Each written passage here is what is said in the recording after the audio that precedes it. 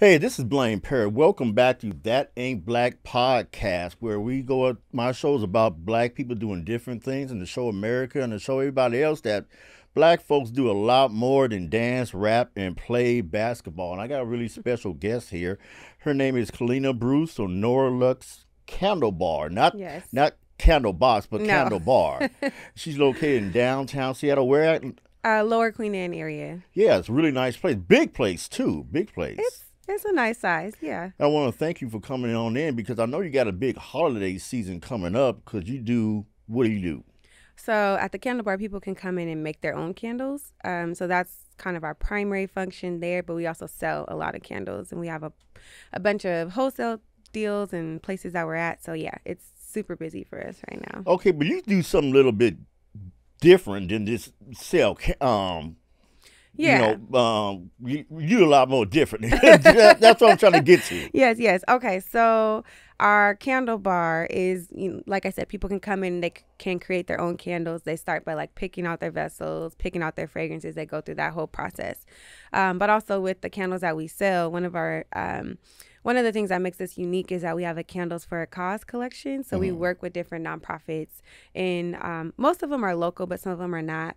And a portion of proceeds from those candle sales go to those nonprofit organizations. So I'm just, I come from the nonprofit sector. I was in the nonprofit sector for 15 years before doing candles, and just super community oriented and focused. And yeah, so that's kind of always going to be a streamline in the work that we're doing. But yeah, it's more than just candles. I think candles are like the avenue for us to kind of build community and be an incubator space. And, we're a Black-owned business in the eye of the Space Needle, so we don't take that lightly at all. So.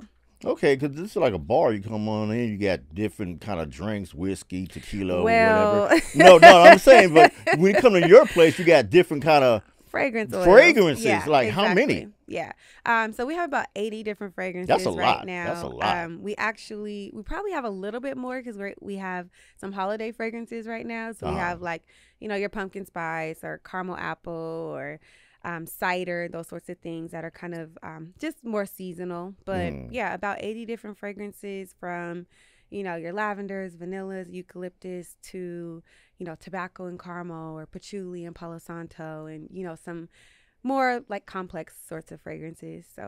So mathematically, how many fragrances can people put together? Because 80 times, you mix it up, you start. Come on. So you here. probably wouldn't want to have 80 fragrances in No, your no, candle, not 80 fragrances. But we're mixing and matching. Mathematically, it's kind of inevitable that you could create as many as you wanted to technically, but we don't do that. Okay. So we stop people at 3. That's usually a good stopping point, and that's mostly because like some of the fragrances that I mentioned, they already are like pretty complex. They have multiple notes in them. So if you get a fragrance that's like I don't know, I'm thinking of something like a cider, right? Your cider is going to have, notes of apple, notes of spice. It's going to be warm. It's going to be sweet, so something like that's already going to have multiple notes in it. So then when you mix it with other fragrances, you probably, once you get to 3, it's probably a really good stopping point. Okay, now, how long you been in business? What made you want to get into this business? Because it's a big business. It's a huge business. It's a big business. It's super competitive. I started 2 years ago. So I actually was in the nonprofit sector, as I mentioned. I had been in education for the past 7 years. So I was at Seattle University. Wow. And I was in a directorship position. So I was overseeing our education partnerships through the Seattle University Youth Initiative. And I also was a professor, adjunct professor. So I taught in the Masters of Nonprofit Leadership program. And when the pandemic hit, I was really kind of feeling the fatigue of like being on Zoom every day and just like not having that, personal connection. I've been in like direct service roles forever. So I'm used to seeing my scholars and working with families and seeing my colleagues. And so, and then also just not having that like commuting time, no happy hours, no Starbucks, it was like, okay, what am I going to do with myself? So in my mind, I had extra time. And so I taught myself how to make candles. And it was really kind of a I wouldn't say a ritual, but it became a habit of like lighting candles every morning before I got on my calls. Uh-huh. And I found that it really just kind of like, enhanced my mood in different ways. Uh-huh. The materials that I work with soy wax and I work with wooden wicks. And so wooden wicks crackle when they burn, which is really nice. And so just being on Zoom and having that little crackle and having the nice fragrance, like that did something for me. And so I started sharing my candles with family and friends. They started encouraging me to sell them, which I did. And yeah, they kind of took off from there. And then I got invited to do some virtual candle making classes, which is basically where I would put these kits together, put them in the mail, and then people would get them, and then we'd hop on Zoom and we'd make candles together. And that took off, and people started saying, hey, can you come to my house and do that? I have a birthday coming up, because, people still weren't like going outside, and they were still trying to find unique ways to gather and bond with people. So they'd be like, hey, can we do a birthday party at my house? And after so many of those, once, outside started opening up, I was like, I think if I had a venue where people could come and do this, I think it would be successful. So that's kind of how I started pursuing the candle bar. And we opened in February. So we're fairly new, but we're doing That's okay. good. Yeah. But you because you mentioned something that you have a group of people coming in and they do want to have wine or whatever like that. Yeah. They're allowed to, is that right? Yes. So we do, those are private sessions. So it has to be a private booked session. And then people can come in, they get 2 hours in the space, and we make candles, and they also can bring wine or drinks, whatever they want to bring, and food. And it takes about 2 hours for the candle. It takes about an hour for the candle to cure. So the first hour is making the candles. The second hour is letting them cure. So while they're drying or hardening, that's when people are like eating and drinking. And then by the time they're finished, their candle's ready to go.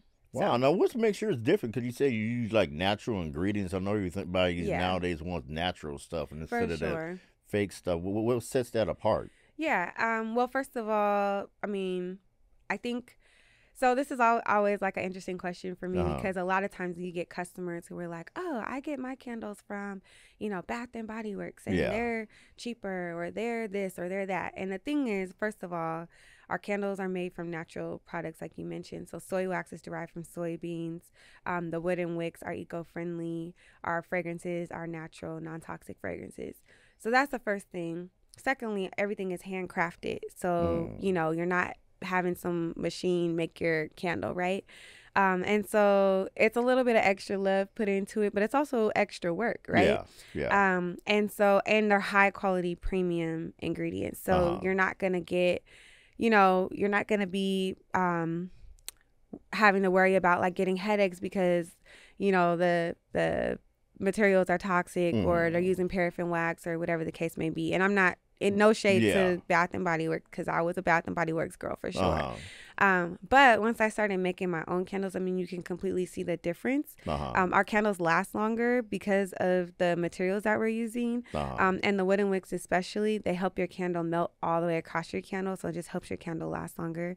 And yeah, they're just high quality ingredients. So they're going to be a little bit more expensive than, if you go to Big Lots or wherever to get your candles, but you're going to get a really good quality candle that's going to last you for a while. And that's just common sense. It's just like, you can go to Ruth's Chris or you can get your steak from Right. Denny's, Right. It's steak, but it ain't going to be the same thing. It's not always going to be the same. Exactly. Yeah. Exactly. So what about being a black woman in this business? Because overwhelmingly, it's mainly white folks. Like, when people think of something that you do, they're going to be thinking something like Martha Stewart. Right. So the lady I was telling you about a little bit earlier, her name was B. Smith, and she was black lady. She pretty much had a show like Martha Stewart, and she was doing pretty much the same thing. But because she was an African-American woman, she wasn't accepted amongst some of the people, viewerships, number one, customers, number two, and, people that she bought products and stuff. They, I don't know if she's going to really sell this stuff. So what's your experience been? Yeah. I think it's been interesting. I think, as you mentioned, the candle market is already oversaturated. You can go anywhere and find a candle, right? And when I started making candles, I wasn't the first, black candle maker in Seattle or in Washington or in the Pacific Northwest. You know, like They got other folks? there are, yeah. And I actually, it's been really nice to connect with other candle makers of color, and specifically Black women. I mean, I haven't personally met any Black men candle makers or chandlers, as we call them, in this area, but I have seen them online, so I know they are out So there. they're around the U.S. United States of America, Yeah, right? Okay, yeah. cool. But That's another good thing. in Washington State and in the greater Seattle area, I've met a few Black candle makers. And it's been really cool because a lot of times, like, people will, especially if you have two companies that are doing well, people always try to pit you against each other. You know, the first thing they want to do is, like, you know, like there's one candle company in particular that I'm thinking of where people would like send me her stuff and be like, look what she's doing. And they would send her my stuff. And it was kind of like, foul. yeah. I mean, you ain't doing that to no white folks. I mean, exactly. And it's like, it's not like there only has to be one of us, you know? Exactly. So recently what we started doing is hanging out together. And like, she came to my shop one day and she was just like, she just popped up on me. We had never met in person. We had only just kind of like talked through Instagram. And she came to my bar and she was like, I just want to let you know that I see you and that you're dope. And like, we're both queens. And like, we took a picture together and people were like, oh my God, like you guys are working together, you know? And so now we actually are like growing a friendship and we're working on some things that, you know, we have some things in the works in terms of some events and things we want to do together. But ultimately, I would say there's always that like, I don't know if it's like a cultural thing, but there's this stigma of like, you know, who's going to be better, or who, you know, which one do we need to support? And it's like, I mean, there's enough for all of us, you know, we don't have to be against each other. It doesn't make any sense. They don't. You know how many bars and white people own bars in Seattle, owns restaurants. They're selling the exact same thing. You don't going down the street to the guy's bar and talking about, oh man, you know his drink's a lot more stronger. Right. He has better happy hours. And you don't do that to them. So why are you doing it to us? Yeah. And we're a minority in a minority. First of all, minority, not a lot of doing what you're doing, especially in Seattle. Because we're like what 7 or 8%. And you guys are trying to pit each other against each other. That's ridiculous. Like, what's up with that? Yeah. So what I've been doing is really just trying to utilize my space and my brick and mortar to share shelf space with other Black vendors. Yeah. I don't take it lightly that, like, you know, we have an actual retail space in Lower Queen Anne. Yeah. You know, that's kind of a big deal, right? Yeah. And, you know, my story, I've shared this before, but like my mom had a hair salon in the CD. So I grew up, you know, in there sweeping hair and booking appointments and doing the parades and stuff, promoting the shop. And they, you know, experienced gentrification in a major way in which, you know, basically they kept raising the rent on her. Yeah. And, so she ultimately had to move out of that space. And I won't say it's like a PCC now, but it's not, it doesn't look like, you know, how it looked back in the day. But she ended up just moving her operation into our home. Yeah. And so she had an in-home salon for a really long time. And so I kind of saw that. And of course, at like 9, 10 years old, I had no idea what gentrification was. Yeah. I just knew that like, oh, okay, well, you know, mom's back at home now. She's doing what she loves and she's doing it from home kind of thing. So my story is kind of different. I started at home and now have had the opportunity to move into a brick and mortar in a place where there's not a lot of Black businesses. Yeah. And so I think because of that, I've gotten a lot of support. And I'm not the first candle bar in Seattle. There's another candle bar. We are the first Black-owned candle bar. We're the first woman-owned candle bar in Washington State. But I've had people, you know, drive up. I had a family of white folks drive up from San Juan Island to come, or, you know, took the ferry over to come to the shop. So there has been a lot of love, a lot of support, and a lot of people who are, you know, visiting Seattle and they're looking for Black businesses to patronize.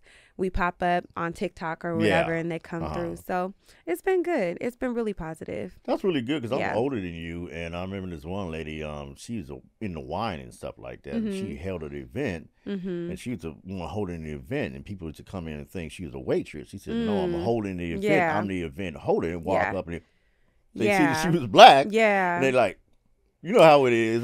I would say experienced that more working in higher education, where, you know, like I said, I held a director position. I was a director of education partnerships, and I would be in rooms with, you know, deans of different colleges or other faculty members or whatever, and they would ask me if I was a student, you know, and I'm like, no. You know, I'm not a student. I've graduated multiple times from, you know, my institution, but it was definitely, I mean, there was one time in particular where one of my colleagues and we got invited.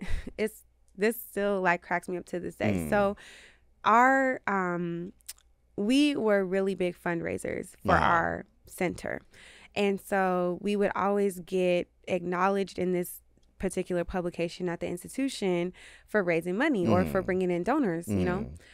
So they did this like reception, and we were mentioned in the publication, and we were invited to the reception as special guests.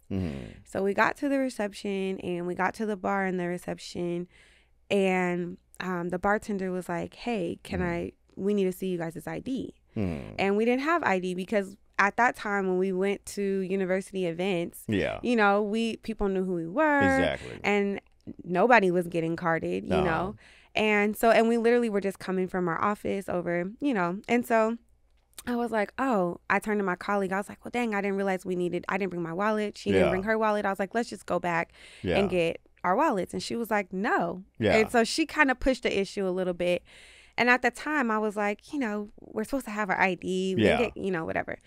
So then we walk away from the bar, and we start seeing other colleagues who are all drinking and whatever. And they're like, why don't you guys have a glass of wine? And we're like, oh, we didn't bring our wallet. We don't have our ID. And they're like, what do you need your ID for? You know, and we're looking around. We're the only black folks in this room.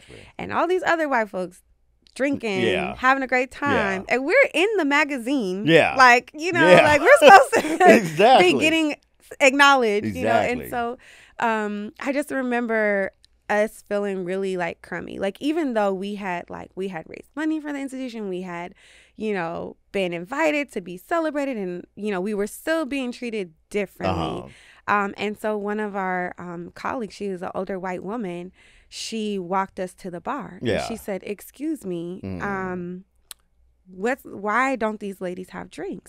And the bartender said, well, you know, they didn't have ID or whatever, and I didn't know. And she said, you didn't card me. So why are you carding them? You didn't card those folks over there. And it was a amazing time, and also kind of it was a double-edged sword, because we had this white woman who was willing to go to bat for us and be like, no, you didn't treat me that way. Why are you treating them that way? But also the other side of it was that it took for a white woman to come over for you to acknowledge that, like, you actually did something wrong. So anyways, I've experienced more of that in that sector than I have being a business owner. And I think, you know, it happens, but I feel like, I'm aware of the lack of access in different ways. And what I try to do is navigate different spaces that, you know, maybe aren't necessarily set up for us, but I try to make friends in those spaces. I really do believe in the power of networking. And, you know, I think culturally there's this like mantra of like no new friends, right? I've been thinking about this a lot.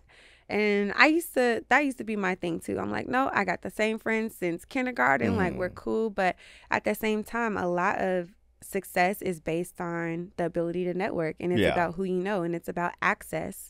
And so that's my phase right now, is getting myself into spaces where maybe I would not have normally had access. Exactly, because I think a lot of black people don't do different things because of, I forgot the term for it, social connections or whatever like that. Like I said a couple of times, I younger and stuff, I was in hunting and stuff like that, because the white guy I was working with said, hey, why don't you come out with me and stuff, and I never even thought about that.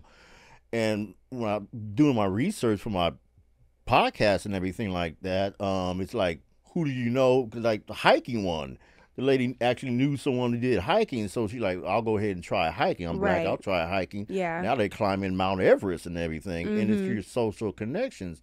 And with your experience that you had, a lot of times people think, white folks think, well, I'm not racist or nothing like that. I don't say the N-word. I like Michael Jordan. I like hip-hop music. And it's more subtle racism that goes on than straight outright KKK, and that's what Yeah. hurts black people more and Yeah. stuff. Ain't nobody from the Ku Klux Klan shot or killed nobody Right. in 1960 something, but the subtle racism that keeps people back when they're trying to get jobs, trying to try new different kind of things, or trying to get a loan or whatever. Yeah. It's more subtle that hurts black people. Yeah, it's that. It's subtle. There's microaggressions. Yeah. There's systemic racism. Yeah. So it's even like the whole idea of like, oh, you got to pull yourself up by your bootstraps. Exactly. It's like, well, our bootstraps are a little bit different. Like the Exactly. way that the systems were made were not set up to benefit us. You know, Exactly. like you said, a black person couldn't walk into the bank and get the same loan that a white person could, you know, and there are different programs today that are trying to eliminate those sorts of barriers, or that are kind of trying to create, you know, more access. But ultimately, I mean, we know, you know, even whether it's race, whether it's gender, there's disparities that are set up to benefit one group of people and to make things harder for another group of people, you know? And so that's just the reality of how society has been constructed. Especially when it comes to business and everything. Because I sit back and say, hey, if you want to sit back up and always hear this thing again and again, we want black people to do good. Don't do drugs. Don't do crime. Don't get in gangs and stuff. But when black folks do something different, do they get supported? Especially when it comes to businesses. Right. You can talk all all you want to talk about, you whatever, you know, but unless you sit back up and you put your money where your mouth is, it don't mean, you know, don't mean nothing. Yeah. Okay. I think there's a lot, like, again, I kind of revert to my experience in the nonprofit sector because that has been a large part of my life. But being, you know, at the university, I know that we had a lot of students of color, and specifically black students, who were very smart, intelligent, highly capable, great test scores, and got accepted to the institution but decided not to go. And we were finding out multiple things. First of all, their financial situation was not set up for them to be successful at the institution. Either they weren't getting a big enough financial aid package, or just, you know, they're the oldest of 5 or 6 kids. So, you know, they got to work while they're in college because they're still contributing to their household or whatever situation may be. So they needed bigger financial aid packages. And then secondly, they weren't seeing themselves on the campus. And it's like, when you never see people who look like you, it's like, okay, you see, you know, you're walking down the street and you see a bus that has an ad of this university, and you see all this diversity and everybody's laughing and having fun. And then you get on campus and you're like, where are those people at? You know, why don't I ever see a professor who looks like me? Where is there a safe space for me on this campus? You know, so part of my responsibility, I felt, as a former student of the university and a staff member, was to work with students to use my positionality to push their agenda. And at that time, I became the advisor of the Black Student Union. And they were saying, we want to be seen. We want investments. We want not only financial investments, so we want investments in space on this campus. And they pretty much put together kind of like a 10-point plan. And the first thing was they wanted a scholarship for Black students. And the university at the time said, you know, we can't do a scholarship for Black students because, you know, there's, you know, liabilities and different things. And so they said, okay. So they started raising money for this scholarship. They were getting donations through Cash App, Venmo, whatever the case may be, because they were like, okay, well, by any means necessary, basically. And so when I became actually their co-advisor, I brought one of my colleagues on with me. I said, I see what you guys are doing. I see you. But we need to use the system in order to make this work for you all. There are things in place that, you know, maybe it's not set up to benefit us, but we have to use the parts that work. And so what we did was we started going through advancement, and we told them, look, these students are raising this money with or without you. There's obviously an interest here. People are donating. You know, wouldn't this be better for the university to actually back this rather than for it to hit the public that the students are just out here, you know, doing it guerrilla style because the university's not backing them? And so it was after meetings and conversations where the university said, you know, we do believe that this is of value and we need to do it the right way. And we need to make sure, you know, there has to be specific language that's, you know, right, so that they don't get sued. Yeah. Because there were complaints. Somebody complained and said, well, if there's a scholarship for black students, there should be a scholarship for white men or whatever. Like, yeah. Okay. Haters, all of that. But all of that to say, once the university invested in that and said, we are invested in supporting black students. And mind you, I mean, the institution is really old. I don't know how old, but really old, 100 years maybe.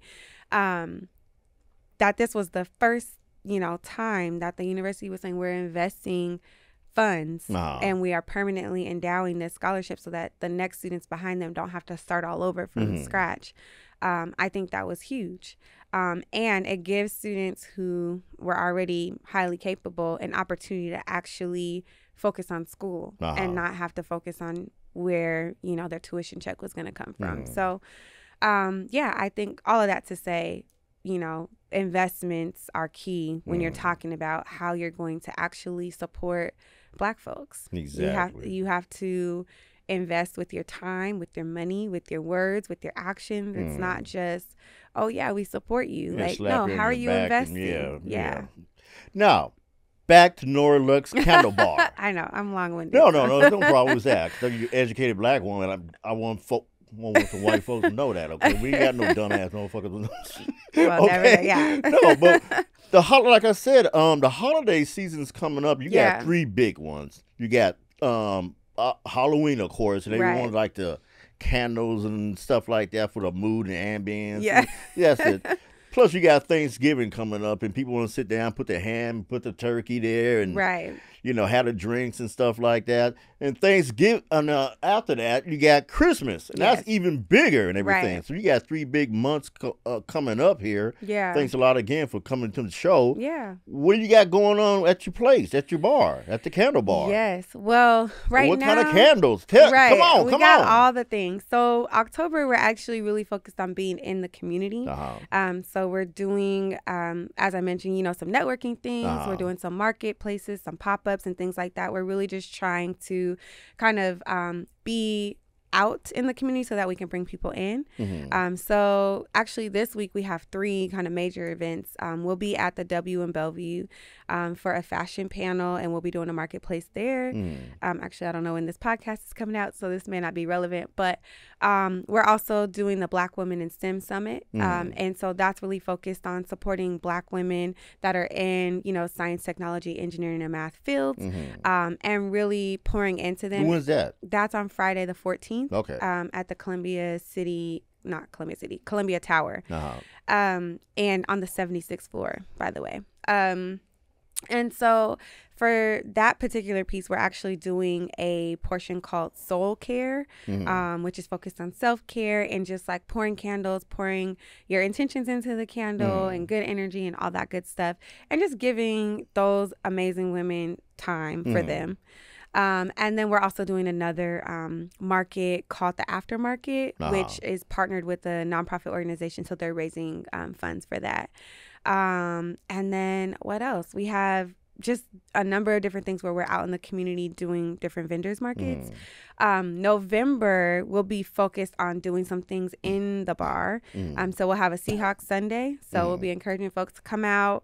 It'll be on one of the away games, so folks can come and watch the game with us and kind of do pop-up candle style. So they don't have to pour a candle, but if they want to, they can. And they can just hang out and meet people and watch the game. And then we're doing a Friendsgiving. So we're going to do a brunch and hopefully a mixology class with that. So people will pour candles and then they'll learn how to make a couple of drinks in time for Thanksgiving.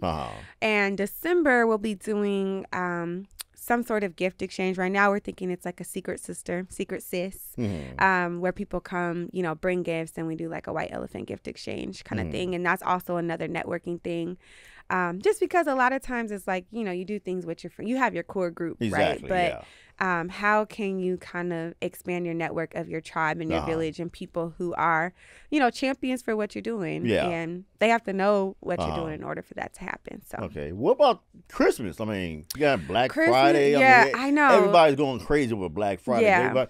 They're trying to get it in on the 5th or whatever. I mean, they're trying to get it in early this year. They had something like I've seen it on TV. Black Friday. in October or something like Oh that. gosh, They're trying to yeah. get it in Well, now. they're pushing.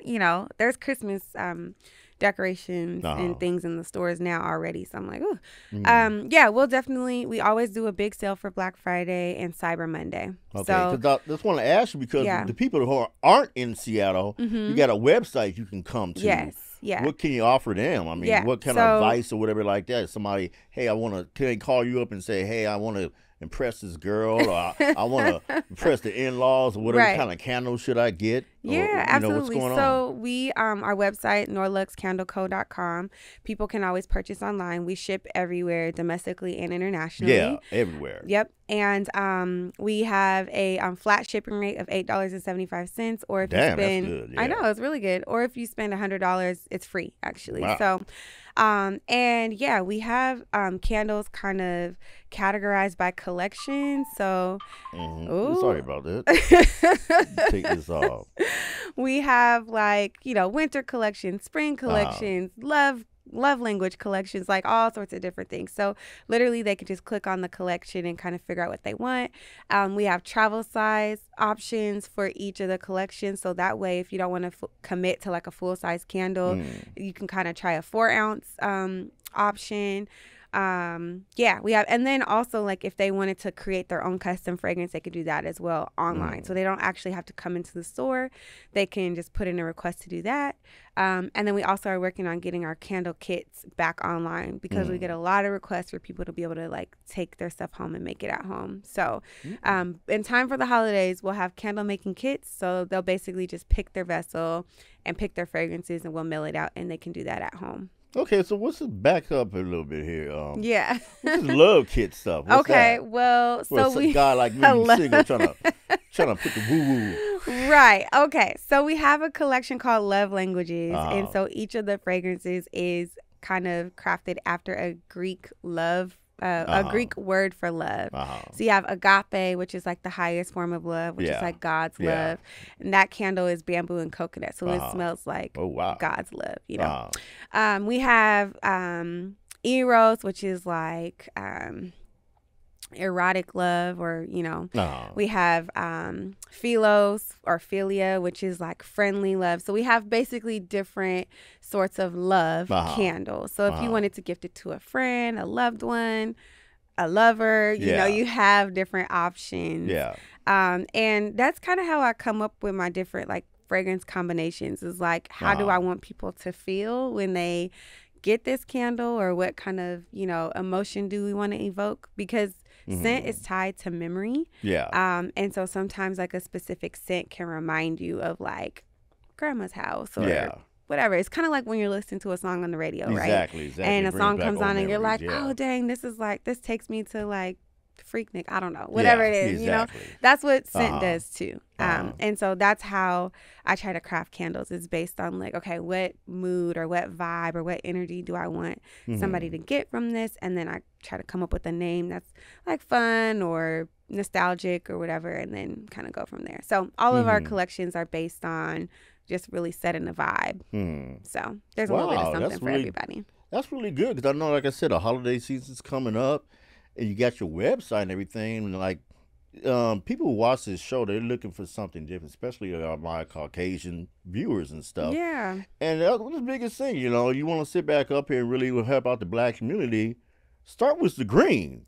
Well, listen, yes, hey, because the black folks is doing some stuff good, you got to get out there and support them. Yeah. I was joking around with the producer and stuff, Blake, and then like joking around, camera wasn't on, mic wasn't on. And he sit back up, and some black folks go out there, they do something stupid, destructive, shoot somebody, do some ignorant ass stuff. You get 1 million viewers, 1 million likes. You got people breaking down your door trying to hit you up on social media. Right. Black folks go out there, do something good, do something positive. They don't get nothing. Yeah. Nothing. Well, I feel like I think it's like, hopefully it's starting to turn a corner. Yeah. I definitely think that, right now we live in like a viral society where people are doing things for clout and for clicks and things like that. And so, sometimes it is, and especially when it comes to mainstream media, you often, when you think about the whole, like you go back to that whole thing of like The Suspect, right? Yeah. when it's a black suspect, it's like he was black and he was this and he was that. It's automatic. It's and when it's not, it's like, oh, he was tall and he was, you know, whatever. And it's just like, you know, the negative connotations that come with being black. Yeah, you exactly. know? And so I honestly have had an adverse experience. My experience being a business owner and opening my brick and mortar has been really, really positive. You know, the first people to write about me was the Seattle Met. And that got a lot of traction for me. Wow. That, you know, they wrote about me when my grand opening was happening and sent a lot of people in my way. The Seattle Emerald, King 5 came multiple times. They did their morning segment from the Candle Bar. So for 2 hours they shot and threw all the, you know, segments from the Candle Bar, which was like, I was like, dang, I've never even seen this before. You know, I'm sure they've done it before, but the King 5 evening show came. So I have had a lot of like really, really positive response, and I'm really grateful for that. And I do think that one thing that I do encourage folks to do is, if they are thinking about supporting black businesses, is like you said, to think about, even if you don't have the money to spend, there are ways you can support without spending money. You can share something. Exactly. You can, you know, I do it all the time. Yeah. Facebook, all of that. Exactly. Social media. Like for me, I had one person who came in, and she was an influencer, and she came in, and at the time she had like, I don't know, like 13,000 followers on TikTok, and she came in, I gave her a free session, but she paid. She was a black influencer. She paid for her candles. You know, she asked me, do you have any, you know, deals for influencers? And at that time I was like, no, like I had never had an influencer come to me before. And so her name is Janelle Bentley. She came in, she did the content. I got 50 bookings in one day. Damn. Just because she literally came in and said, I had a great time at the shop. You know, people didn't know about me. And so at that time it was crucial. It was like, you know, imperative for me to get that support on social media, because I was so new. So all of that to say, it doesn't have to be, you know, and she did, I want to just emphasize, like, she did spend money with me. You know what I'm saying? Even though she was honestly doing me a favor. So afterwards I sent her a gift card, and I was like, thank you so much. You know, and now I'm like trying to figure out, like, how do I get more Janelle Bentleys in the shop? But at the time I didn't know. But social media is so powerful. Just sharing. The power of social media is everything nowadays. Everybody got this in their hand. Exactly. 24 hours a day, 7 days a week. Yeah. Everybody's online. You nobody if you're not online. So that's one of the biggest things that you can help out black business. I mean, if you're listening right now and stuff, and you're in a different state, different country, or whatever like that, go ahead and blow her up on media. Yes, come on. You know, hit share button, hit the like button. You're on YouTube, hit subscribe. You want to help black business, put your money where your mouth is. Use this thing to try to help you out, because I mean, this is a powerful tool. It is, and they got so many people right now who can just one video and stuff. They're getting thousands of hits, thousands of hits. And it's so funny because there's not really a rhyme or reason. I was just talking to my staff about this, because we were just trying to figure out like content and stuff to post, and I was like, it's so crazy, because when I'm sitting up here and I'm like just diligent about posting, I'm dancing and doing all this stuff, it's like one like, you know, but then like I'll post a video of like some candles burning and people are like and I'm like, okay, so I mean, you got to kind of figure out what people want to see. I know right now people want to see how to make things, like behind the scenes.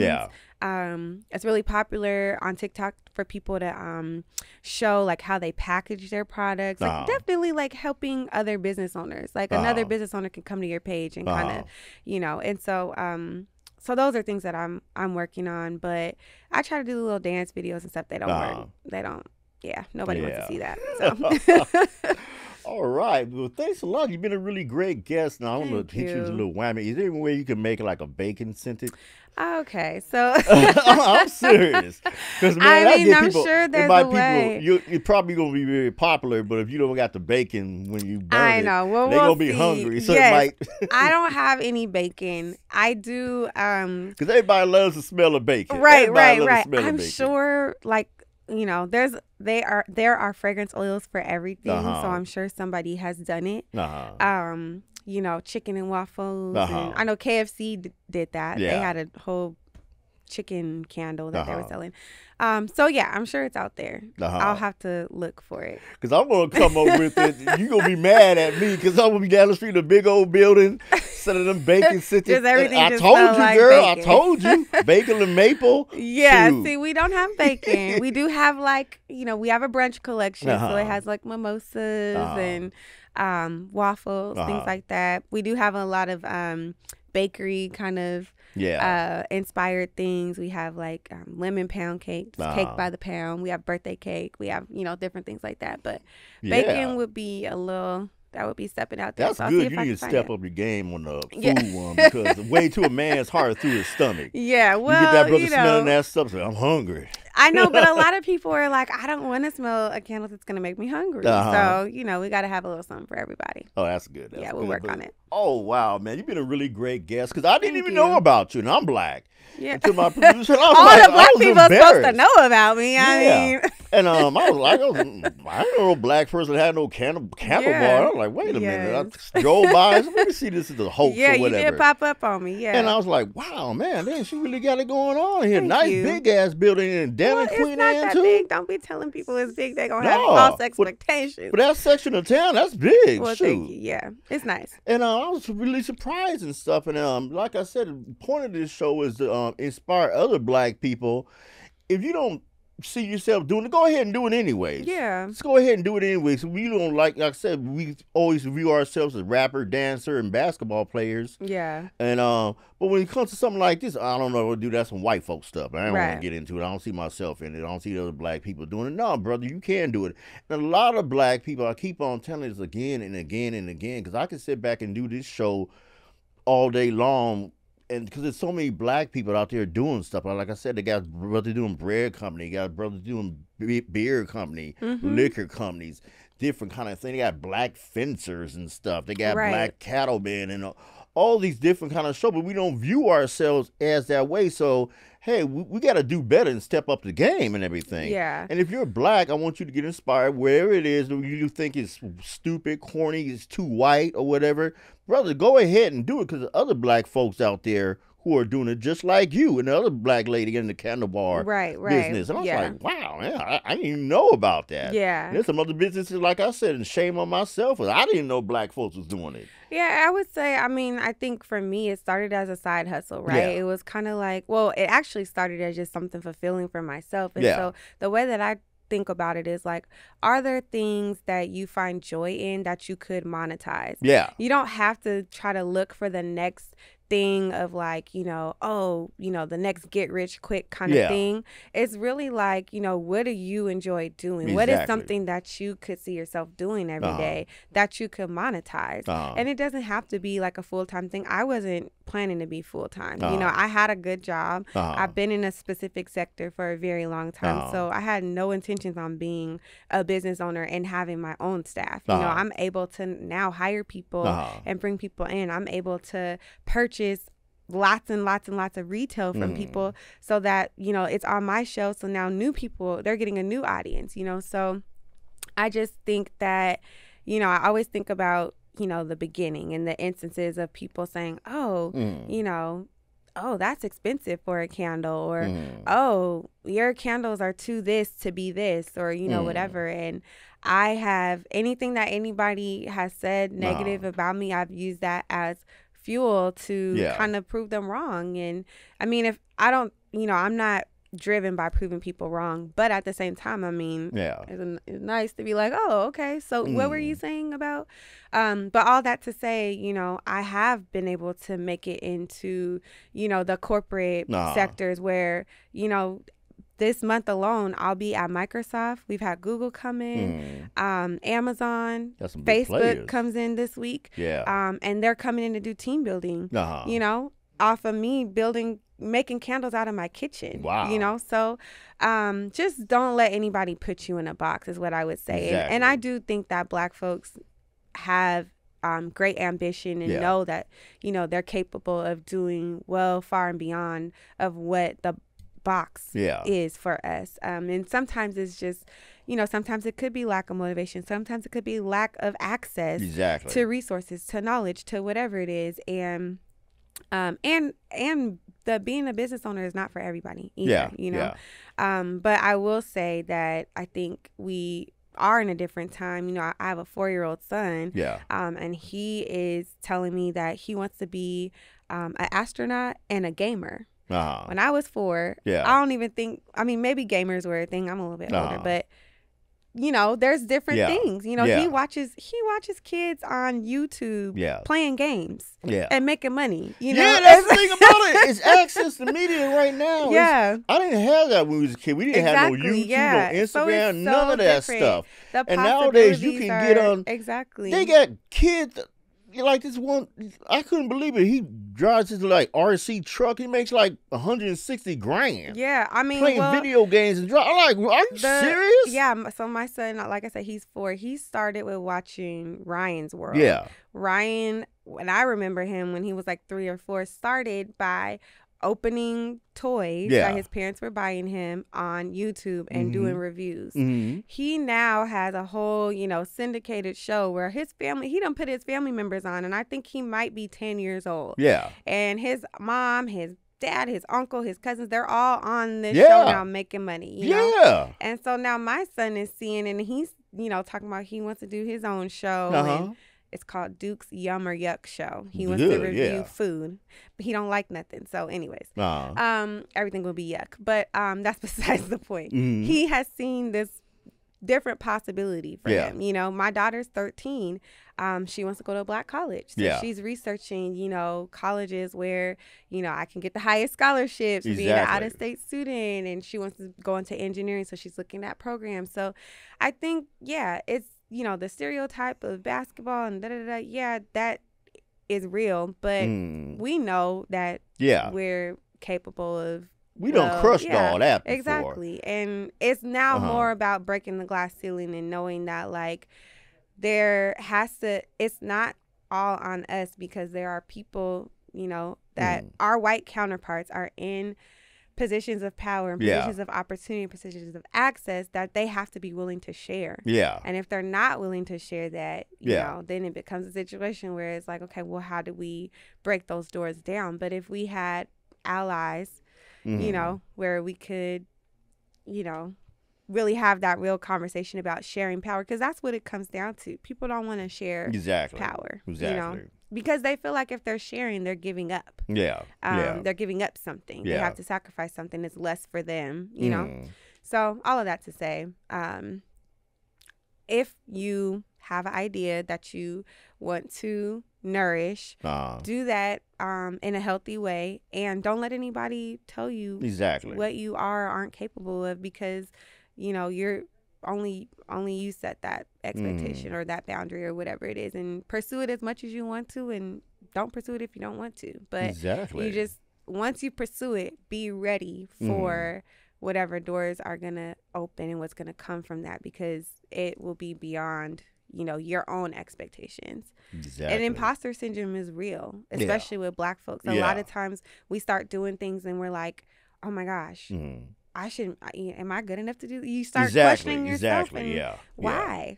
Why aren't you good enough to? Why not you? You know? And we want to try to head and switch up and change up the narrative about how Black people are perceived in America. And really, thanks a lot for being a guest again. I know you're a really busy lady and everything. You got the holiday season coming on up.